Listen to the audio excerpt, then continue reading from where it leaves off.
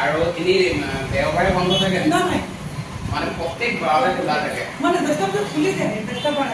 আৰু আপোনালোকৰ হোটেলত আৰু ল'ৰা থাকে আপুনি থাকে আমি থাকো ল'ৰা থাকে মিষ্টাৰ আছাম ডিষ্ট্ৰিক্ট চেম্পিয়ন আছিলে হয় তাৰপাছত এইটো চেফ আমাৰ দেল্লীও চেফ আছে হয় চেফ দেল্লী